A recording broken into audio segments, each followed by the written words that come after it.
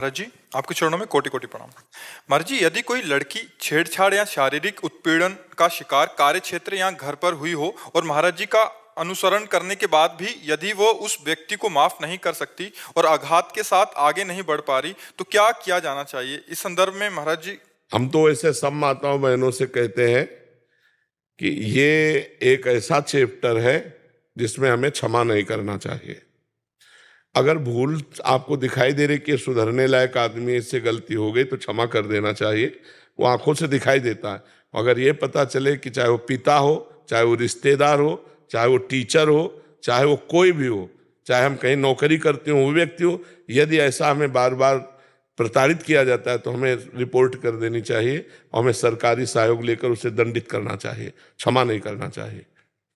एक जगह तक क्षमा ठीक है, अगर लड़कियां क्षमा करने की बात सोचे तो आते दिन पीछे चार लोग पड़े रहेंगे। आदमी का हुलिया, आदमी का रंग, जो छेड़ रहा है 1 मिनट में, अगर वो साइकिल में है तो उसकी साइकिल, मोटरसाइकिल है तो उसका नंबर बहुत प्रवीण होना चाहिए। 1 सेकेंड में पूरे दिमाग में नोट करना चाहिए कौन सा आदमी, कैसे रूप रंग का आदमी, कितनी अवस्था है उसकी, कौन सी गाड़ी में था, क्या गाड़ी नंबर है, वो जानकारी पूरी कर लेनी। आसपास कोई सीसीटीवी है, पूरी जानकारी कर लेनी चाहिए तुरंत, जो आदमी छेड़ रहा है, और फिर रिपोर्ट करो। अपने आप डंडा चलेगा अपने आप उनको, और ऐसे चाहिए। लेकिन इतने लोग हैं आजकल कि किसी बहन बेटी को कोई छेड़ रहा है, वो मोबाइल से भले पिक्चर बना लेंगे और चले जाएंगे। हमारी बहन हो या किसी की बहन हो, अगर कोई बहन बेटी को छेड़ रहा है, हमारे प्राण चाहे चले जाएं, उस समय कूद पड़ना चाहिए। पर अब कूदे तो क्या कूदे, वो उसको विरोध करने की तो बात जाने दो, मनोरंजन बनाएगा।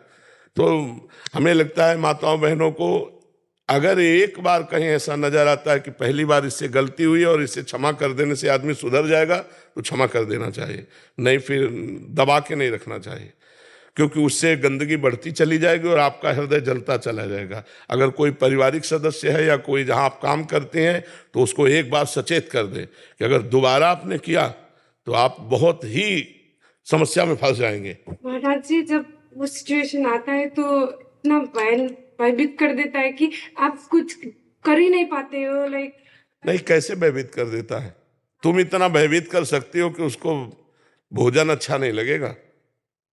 अपने स्वरूप को आप जागृत करो। आप इतना भयभीत कर सकते हो कि आपको केवल मुझे छेड़ा, इतनी बात में कानून उसको धर लेगा, इतनी बात पे कानून धर लेगा, मुझे छेड़ा, और कहीं अगर छेड़ा तो फिर तो और कानून आगे है।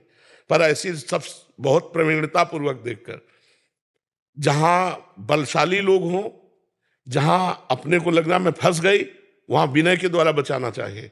किसी भी तरह अपने को बचा लेना चाहिए, वहां एक्शन नहीं लेना चाहिए। एक्शन तब लेना चाहिए जब अपने को बलवान देखे। अगर ऐसी जगह फंस चुकी है कि अब एक्शन लेने से काम नहीं चलेगा, तो विनय से काम ले लें, किसी चतुराई से काम ले लें कि हम किसी तरह हाथ जोड़कर, पैर जोड़कर अपने को बचा पाएं, फिर इसके बाद एक्शन ले लेंगे। क्योंकि चार हैं, अगर हम एक्शन की बात कहते हैं तो शायद है कि उनकी बुद्धि में ऐसा कुछ आ जाए कि हम एक्शन लायक ही न रहें। लेकिन उस समय जहां अपनी समस्या फंस